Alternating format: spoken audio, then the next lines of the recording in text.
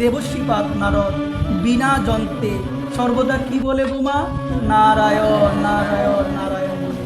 তিনি কিন্তু মা 48 মিনিটের বেশি এক জায়গায় তিনি থাকতে পারবে না, তার অভিশাপ রয়েছে। তার অভিশাপ রয়েছে, দক্ষ প্রজাপতি তাকে অভিশাপ দিয়েছেন 48 মিনিটের বেশি এক জায়গায় যদি নারদমণি থাকে তার মৃত্যু হয়ে যাবে। এই জন্য নারদমণি বিনা যন্ত্রে সর্বদা ঘুরে বেড়ায় এবং বলে কি গো মা? নারায়ণ নারায়ণ। একদিন তপস্যা করে কাম এবং ক্রোধকে জয় করেছেন, মনে অহংকার চলে আসলো। যে কামকে ব্রহ্মা জয় করতে পারে না, দেখো মা গুণ আসলে কিভাবে অন্যের দোষ দেখি, যে আমার মতো সে কি আর পারবে। গুণ যখন আসে কিভাবে অন্যের দোষ। আজকে নারদ মুনি তপস্যার মাধ্যমে কামনা বাসনাকে জয় করলো, ক্রোধকে জয় করলো, মনে অহংকার আসলো। যে কামকে ব্রহ্মা জয় করতে পারে নাই, যে কাম সাক্ষাৎ দেবাদিদেব মহাদেবের তপস্যা ভঙ্গ করে দিয়েছে, সেই কামকে আমি জয় করে নিয়েছি। যখনই গুণের অহংকার আসলো, অন্যের দোষ দেখার প্রবণতা বেড়ে গেল। এই জায়গায় আমরা আমাদের বিনাশটা ডেকে এনেছি, এই জায়গার মধ্যে ডেকে এনেছি। আমাদের মধ্যে গুণ এসেছে, আরে অমুকের মা এটা পারে না, অমুকের মা এটা জানে না, অমুকের মা সেবা ভালোভাবে দিতে পারে না। আমরা দেখি কি না মা? আজকে দেখুন তার তার তার যে ধ্বংসটা কিভাবে হয়। আজকে ভগবানই তাকে শিক্ষা দিবেন। সে তপস্যা করে ক্রোধকে কামনাকে জয় করেছে। মনে মনে ভাবলো, মনে মনে কি ভাবলো? যে কামকে ব্রহ্মা দেবাদিদেব মহাদেব জয় করতে পারে না, আমি পেরেছি। ব্রহ্মার কাছে গেলেন, ব্রহ্মার কাছে গিয়ে বললেন, যে কাম আপনাকেও পর্যন্ত আকর্ষণ করেছে, সেই কামকে আমি জয় করে নিয়েছি। সেই কামকে আমি জয়। কাম মানে কি গো মা? কাম মানে হলো কামনা, কাম মানে হলো বাসনা। জগতে কামনা বাসনার প্রতি সবাই আমরা আকৃষ্ট হয়ে আছি। এই কামনা বাসনারূপী লঙ্কা থেকে যতদিন না পর্যন্ত আমরা দূরীভূত না হতে পারবো, ততদিন আমাদের কল্যাণ সম্ভব নয়। এই জন্য বললেন মা শাস্ত্র, আসুন আমরা একটু হৃদয়ঙ্গম করি কথাটা মা। আমাদের ভাগ্যে তখনই আমরা বুঝতে পারবো, তখনই এই কামনা বাসনা থেকে মুক্ত হতে পারবো, যখন আমাদের ভাগ্যে ভগবানের একান্ত অনুরাগী কোনো ভক্তের চরণ ছোঁয়া স্পর্শ আমরা পাবো। একান্ত অনুরাগী। বিভীষণ কোথায় ছিলেন মা? বিভীষণ কোথায় ছিলেন? লঙ্কায় ছিলেন। কোথায় ছিলেন? লঙ্কায় ছিলেন। যে লঙ্কার মধ্যে অশোক বনের মধ্যে রাবণ সীতাকে হরণ করে এনেছেন, কিন্তু বিভীষণ ছিল রামের ভক্ত, রামের ভক্তি করে। কিন্তু যে ভক্তি মাতা হলো সাক্ষাৎ সীতারানী, তাকে হরণ করে এনে রেখে দিয়েছেন। ওই ভক্তিকে রক্ষার তার হৃদয়ে চেষ্টা নাই, প্রতিবাদ নাই। সে রাম নাম করে, তার ঘরে তুলসীও আছে, তার সারা ঘরের মধ্যে রাম নাম লেখা, কিন্তু চেষ্টা নাই। কিন্তু যখন হনুমান ব্রাহ্মণের বেশ ধারণ করে, ওই ব্রাহ্মণের বেশ ধারণ করে যখন লঙ্কায় এসেছিল, হনুমানের সঙ্গ যখন বিভীষণ পেয়েছিল, বিভীষণ তখনই বুঝতে পারলো, আরে ভক্তি তো আমি করি ঠিক আছে, রাম নাম তো আমি করি, কিন্তু কোন জিনিসটা করলে রামকে পাবো না, কোন জিনিসটা হৃদয় থেকে ত্যাগ করতে হবে, সেটা সম্বন্ধে আমার হৃদয় কোনো ধারণা নেই। এখনের সমাজ ব্যবস্থা এমন, এটা বলার অর্থ হচ্ছে এখনের সমাজ ব্যবস্থা এমন, ঘরের মধ্যে তুলসী আছে, ঘরের মধ্যে সেবা আছে, সব আছে, কিন্তু যে জিনিস করলে ভক্তি চলে যাবে, সেই জিনিসটাই আমরা বেশি করি। বেশি কথা বলা যাবে, আমরা বেশি বলি। এই জন্য বললেন প্রথম অবস্থায় বিভীষণও বুঝতে পারলো না। কেন? বিভীষণ রাম নাম করতেন, কিন্তু রামের একান্ত অনুরাগী ভক্তের সঙ্গ লাভ হয় না। একান্ত অনুরাগী। এই জন্য আমিও ঘরে বসে গ্রন্থ পড়তে পারবো, ঘরে বসে অনেক কিছু করতে পারবো, কিন্তু যখন ভগবানের একান্ত অনুরাগী কোনো ভক্তের চরণ ছোঁয়া স্পর্শ আমি পাবো, তখন আমি বুঝতে পারবো যে কোন জিনিস আজে বাজে বেশি কথা বলা যাবে না। আমার মায়েরা বেশি বলে, মালা জপ করে কিনা? এটা বিভীষণের সঙ্গে মেলানো যায়, করে কিনা? বাবা তার গ্রন্থে বললেন, যারা ভক্তিকে হৃদয়ে রাখতে চায়, অত্যন্ত যত্নের সহিত নিন্দাকে তারা ত্যাগ করবে।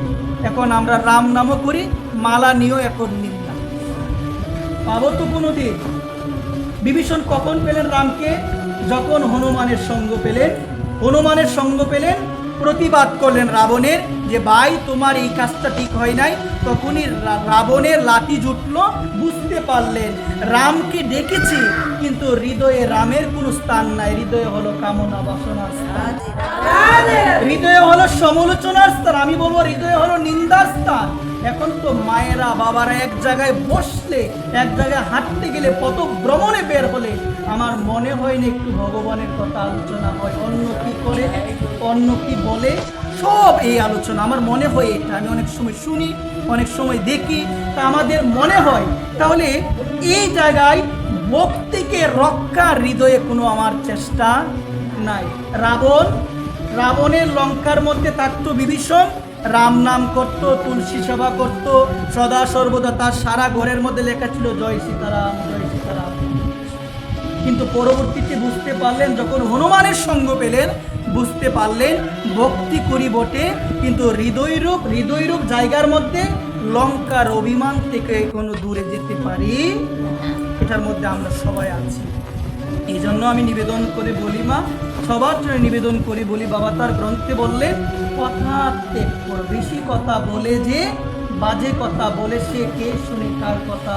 এখন তো নিজের স্বাতন্ত্র জীবন ভগবান স্বতন্ত্র অধিকার দিয়েছেন। এমন একটা সময় আসবে যেদিন আর কেউ থাকবে না পাশে, সেদিন আমার মতো অসহায় জগতে আর কেউ হবে।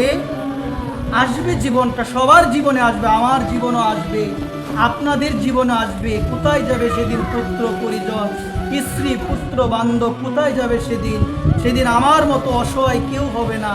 সেদিন তো সেই হবে সব থেকে ভাগ্যবান যে সারাটা জীবন নিতাই নাম করেছে ভগবান। এই জন্য দেখুন আজকে দেবশ্রীপাদ নারদ গুণ আসলো, কামনা জয় হয়েছে, আমার দ্বারা ক্রোধ জয় হয়েছে। আরে ব্রহ্মা কামনাকে জয় করতে পারে নাই, আরে শিব কামনাকে জয় করতে পারে নাই। হৃদয়ে অহংকার আসলো, সে গিয়ে দোষ দেখতে লাগলো। দেবাদিদেব মহাদেবের কাছে গেল, গিয়ে কি বললো যে আপনি জয় করতে পারে না, আমি জয় করতে পেরেছি। দেবাদিদেব মহাদেব দেবশ্রীপাদ নারদকে বলেন, নারদ তুমি কি এই কথা কাউকে বলেছো? বললেন ব্রহ্মাকে বলেছে। বলছে আর কাউকে বলবে? আজকে দেবশ্রীপাদ নারদ মনে মনে ভাবলেন আপনি নিষেধ করছেন এই জন্য আপনার যে কৃতিত্ব সমাজে কমে যাবে, আপনার কৃতিত্ব ব্রহ্মাণ্ডে কমে যাবে, এই জন্য আমাকে নিষেধ করছেন। দেখুন আজকে অধপতন আমাদের কিভাবে হয়, অধপতন কিভাবে হয়। ভগবান দেখলেন আমার যে একান্ত অনুরাগী ভক্ত দেবশ্রী নারদ, তার মধ্যে অহংকার এসেছে। ভগবান ভাবলেন তার অহংকারটা কৃষ্ণে, তার অহংকারটা হলো কামনা, আমাকে ধরতে পারবে। ভগবান ভাবলেন নারদ তোমাকে বোঝাতে হবে যে জগতে যখন কোনো জীবের হৃদয়ে অহংকার এসে যায় তার বিনাশ হতে আর বেশি দিন বাকি। ভগবান বিশ্ব মোহিনীর রূপ ধারণ করলেন, এমন সুন্দর যেই তাকাবে সেই প্রেমে পড়ে যাবে। ভগবান যখন বিশ্ব মোহিনীর রূপ ধারণ করলেন, রূপ ধারণ করার পরে নারদ মুনি ভগবানের সেই রূপ দেখে মনের মধ্যে ইচ্ছা জাগলো আমি তাকে বিবাহ করব। কোথায় গেল কামনা? কোথায় গেল কামনা? এই জন্য কামনাকে কেউ এত সহজে জয় করতে পারবে না। কামনা থাকবে, কামনা একেবারে ত্যাগ হবে না, কিন্তু কামনাকে যদি আমরা একটু ঘুরিয়ে আনতে পারি যে ভগবান যেন তোমাকে পেতে পারি, কামনা তো ত্যাগ হবে না। কামনাটাকে একটু ঘুরিয়ে দাও। যদি সংসারের কামনা করো অশান্তি হৃদয়ে থাকবে। এটি গীতায় বললেন বিষয়কামী ব্যক্তি কোনোদিন শান্তি লাভ করতে পারে?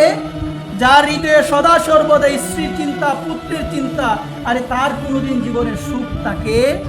আর যে সর্বদা ভাবে নিতাই গৌর আর সেই তো শান্তিমান। আজকে নারদ মনে মনে ভাবলেন কামনা জয় করেছি, ভগবান এমন বিশ্ব মোহিনীর রূপ ধারণ করলেন, সব সে ভগবানের কাছে এসে বললেন মা এই জায়গায় একটা শিক্ষা, ভাগবতের একটি শ্লোক এই জায়গায় স্মরণ করা আমাদের একান্ত প্রয়োজন। অকাম সর্বকাম বা ভুক্ত কাম উদারদি তীব্রেণ ভক্তি যুগেন যজত পুরুষং পরম। এই জায়গায় এই শ্লোকটা স্মরণ করা প্রয়োজন। তোমার মধ্যে সকাম আসুক, তোমার মধ্যে নিষ্কামনা আসুক, সমস্ত কিছু তুমি ভগবানের কাছে গিয়ে বলো, অন্য কারো কাছে গিয়ে বলিও। ভগবান তোমার যেটা ভালো মনে হয় ভগবান তোমাকে সেটাই।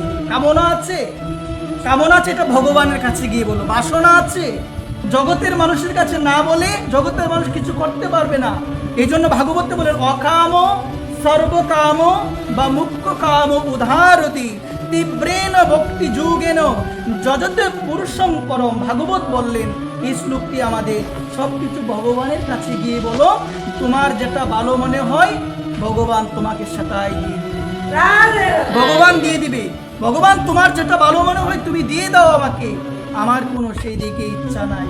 আজকে তার মনে ইচ্ছা জাগলো বিশ্ব মোহিনীকে কি করবে সবাই বলো, বিবাহ করবে। ভগবানের কাছে গিয়ে বলেন, ভগবানের মুখে হাসি, ভগবানকে বলেন ভগবান তুমি আমাকে এমন একটা রূপ দাও, বিশ্ব মোহিনীর স্বয়ংবর সবার মধ্যে আমি যাব, এমন রূপ দাও বিশ্ব মোহিনী যেন আমার রূপে মুগ্ধ হয়ে সে তার বরমালাটা আমাকে পরিয়ে দিবে।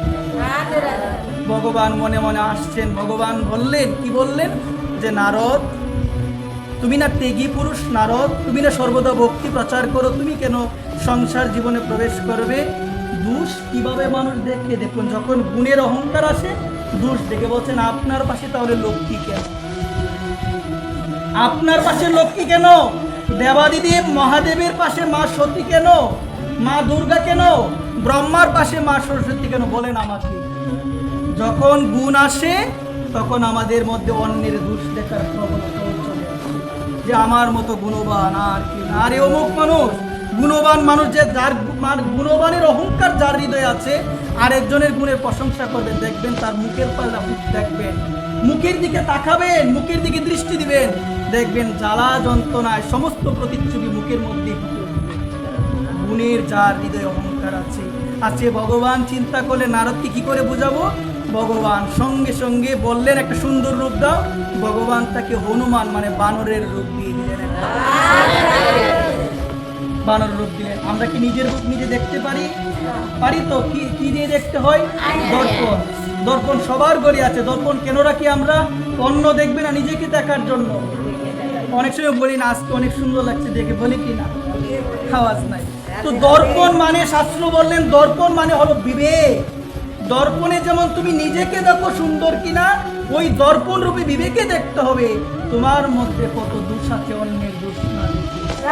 বানরের রূপ দিলেন, স্বয়ংবর সবাই গেলেন, বিশ্বময়িনী আরেকজনকে পড়ালেন, তাকে পড়ালেন না। অহংকারে ফেটে যাচ্ছেন, মনে দুঃখ ফেটে যাচ্ছেন। হঠাৎ নদীর পাশে এসে বসলেন, নদীর দিকে যখনই দৃষ্টি গেল দেখতে পেলেন তার মুখটা তো বানরের মুখ, রেগে অবস্থা একদম শেষ। ভগবানের কাছে গেলেন, গিয়ে বলছেন তোমার নাম ছিল এতদিন সত্যবাদী, আজকে তোমাকে আমি নাম দিলাম মিথ্যাবাদী। কি হয়েছে? তোমার কাছে রূপ চাইলাম, তুমি আমাকে সুন্দর রূপ দাও, আর তুমি আমাকে রূপ দিয়েছো বানরের। তুমি বানরের রূপ দিয়ে কটাক্ষ করেছো, যাও আমি তোমাকে অভিসম্পাদ করলাম।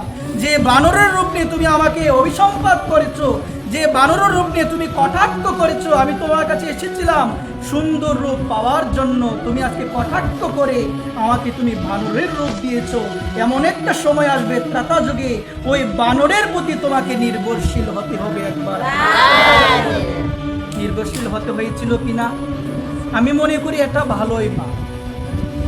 কারণ আমাদের সমাজে যদি এরকম হতো, যদি মানুষ থাকতো বানর না হয়ে মা, এই যে রাবণের স্বর্ণের লঙ্কা দেখে রাবণের পক্ষে সবাই চলে যেত, এমন কামনা আমাদের মধ্যে, এমন বাসনা।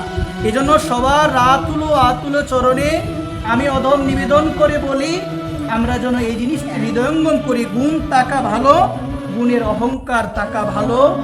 জয় রাধেশ্যাম। অনেক সময় হয়ে গিয়েছে। জয় নিতাই গৌর হরিবোল। সুধীবৃন্দ, আজকের এই ভাগবত পাঠ এখানেই বিশ্রাম দিই। দেওয়ার পূর্বে সকল গৌর অনুরাগী গৌরগত জন, হৃদয়গত জন, আপনাদের সকলের আতুলো চরণে আমি অধম নিবেদন করে বলি, পাঠের মধ্যে অসংখ্য ভুল ত্রুটি হয়েছে, আপনারা সবাই ক্ষমা সুন্দর। জয় রাধে।